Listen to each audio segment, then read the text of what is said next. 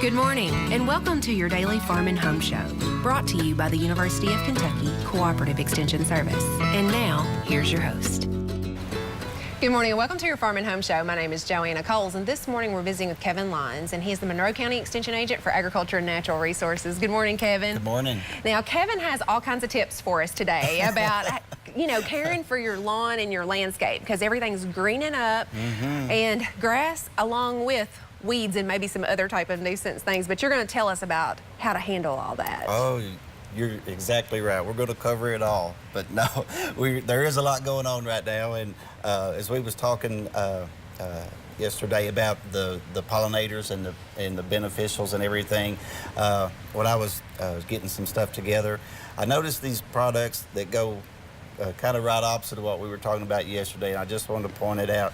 The yellow jacket trap, the Japanese beetle traps, the fly traps, it all kind of sounds good in theory, but probably you're just bringing in more of them, attracting them in.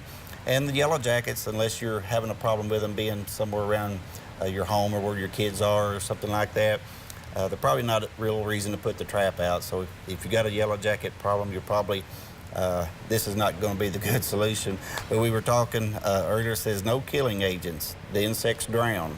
And so I guess it has a pheromone or something to attract them into this, and then they drown? It does. So a little bit contradictory there to what you would really want to do. Well, if we're talking about insects, Kevin, we've got to talk about the handheld bug zapper here. This is my favorite.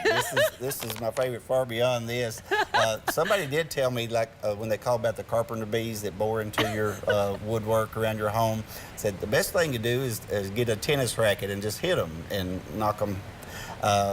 But this takes it a step further. This one is electrified. It says handheld bug zapper, 2,750 volts. I'm not sure that I would want my kids or anybody close to this, but it is a product that's out there.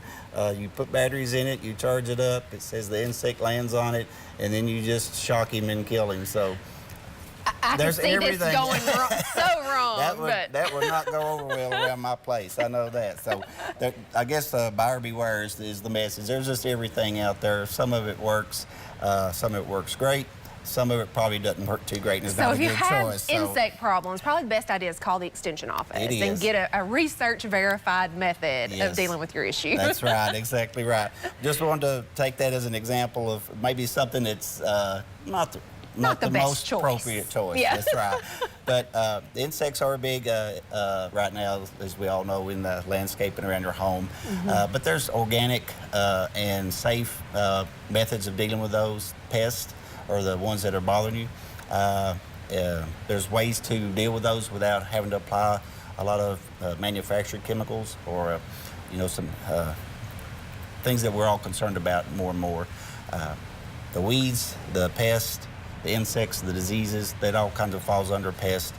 But there's good natural ways to help all those areas around your home. And when you're around your home, your family, you want something that's real safe like that. Absolutely. And you mentioned weeds, and a lot of people are calling and say, I have a yellow weed or a purple weed or something. And to get those identified, they can call us and we can help them do that. Absolutely. A lot of people don't really realize all the identification services that Extension offers, and it's for anything that's out there in nature. Probably, we can, if we can't identify it in the office, we can get a specialist to help us.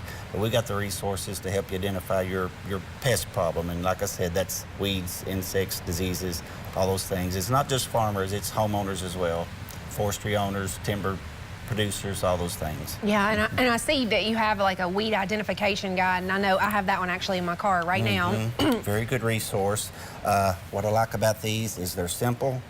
They give you a step-by-step, pictures, but there's a little section on the different parts of the plant that can help you narrow it down. It gives you a little flow chart you can go through and help you figure out exactly which one it is, because a lot of them look real similar, but they're not exactly the same.